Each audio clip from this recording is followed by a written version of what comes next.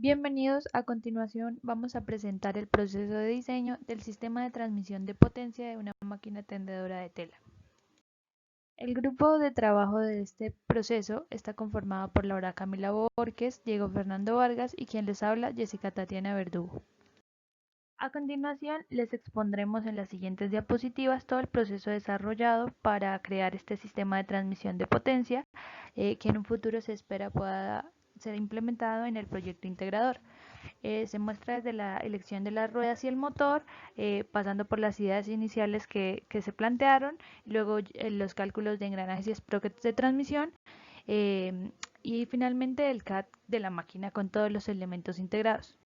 Se tomó en consideración para las decisiones iniciales que el motor debía ir integrado a una de las bases que movería el sistema, esto por la restricción de espacio.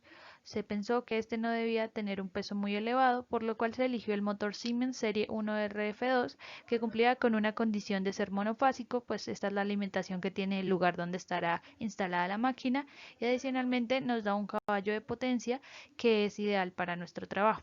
Adicionalmente, se encontraron ruedas Eno de la marca Garajes Prefabricados que nos da un soporte de hasta 200 kilogramos.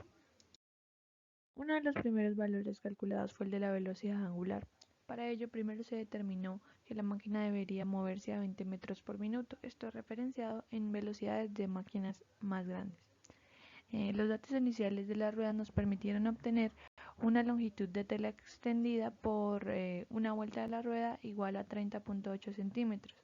Con este valor y la velocidad estimada se llegó a la conclusión de que nuestra máquina tenía que tener a la salida unas RPM cercanas a las 64.96, es decir, 6.8 radianes por segundo.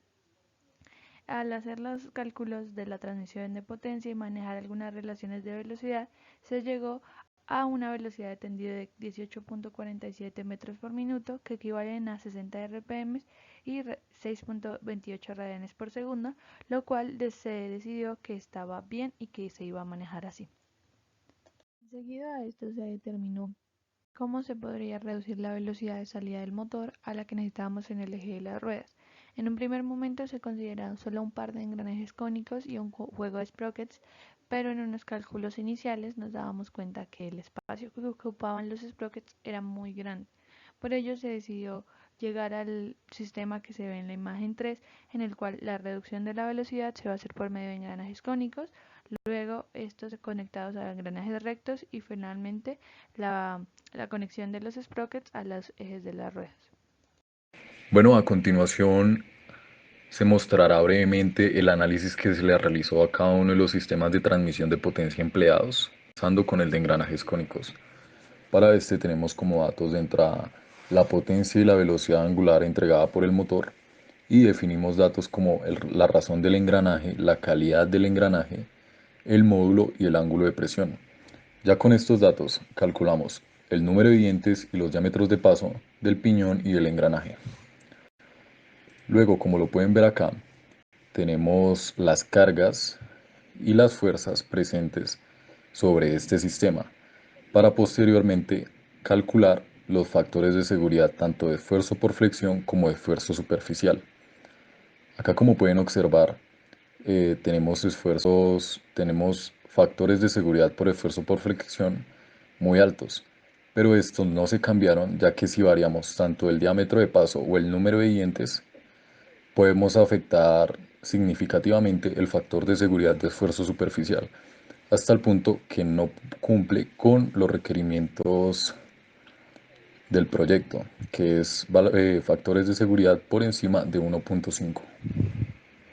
Bueno, el siguiente sistema es el de engranajes rectos.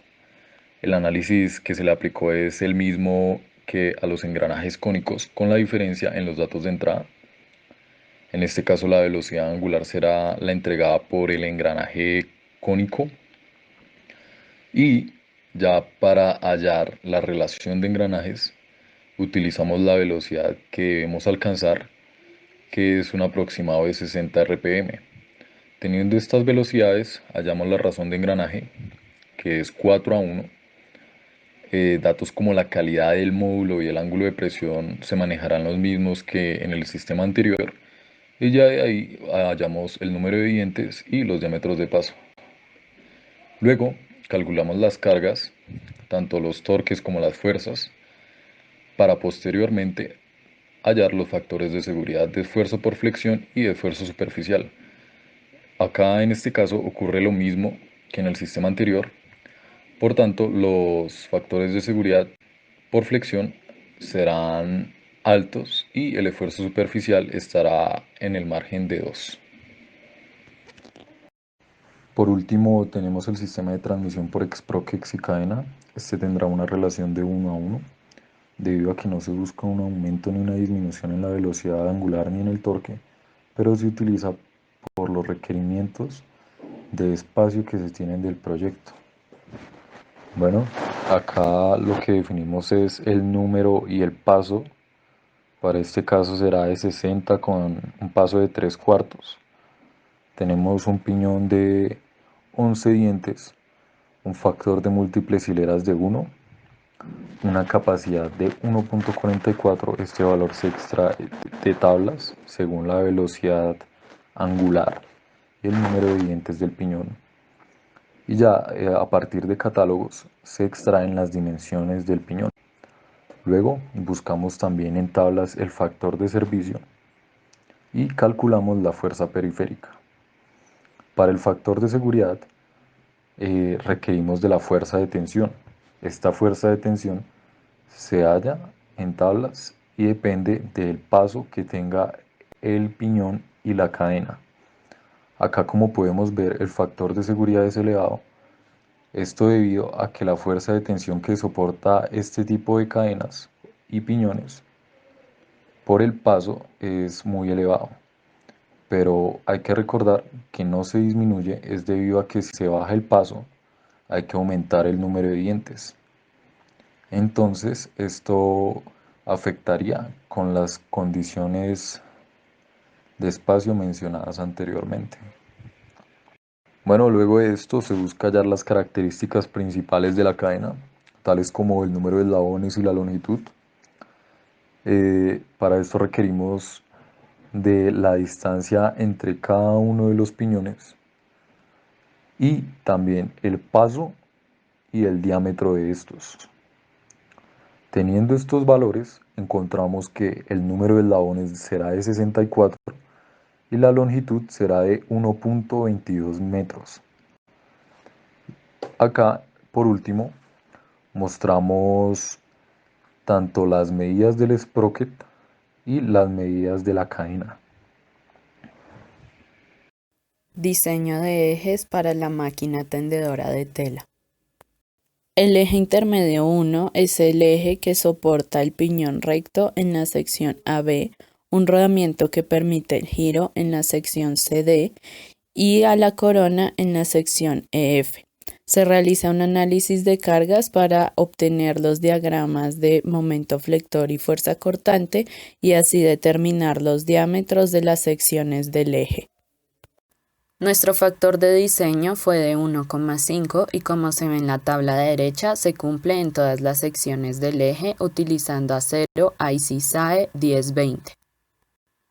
El eje intermedio 2 es el eje que soporta el piñón recto en la sección AB, el rodamiento que permite el giro en la sección CD y la corona en la sección EF. Se realiza un análisis de fuerzas para realizar los diagramas de momento flector y fuerza cortante para determinar los diámetros del eje. También se usó como factor de diseño 1,5 y se ve en los valores de la tabla que este factor se cumple en todas las secciones del eje usando el mismo material.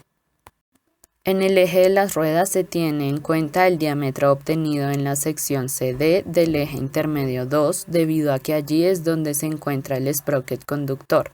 Estos sprockets tienen una relación de velocidad 1 a 1. Perfiles escogidos. Las bases del sistema se eligieron del catálogo de perfil estructural tubular negro y galvanizado ASTM 500 del Consorcio Metalúrgico Nacional Colmena, Los valores característicos de cada uno de ellos, incluyendo el espesor, se registran en la tabla 12. Resumen de diseño y CAD. Después de los cálculos y elecciones realizadas, en la tabla 13 se hace un resumen de la cantidad de componentes que se necesitarían para incluirse dentro de la fabricación de la máquina. En las siguientes diapositivas podemos ver las diferentes vistas del CAD realizado para mostrar el sistema de transmisión de potencia diseñado. En estas dos, por ejemplo, se ven las vistas isométricas derecha e izquierda de la construcción. La vista frontal.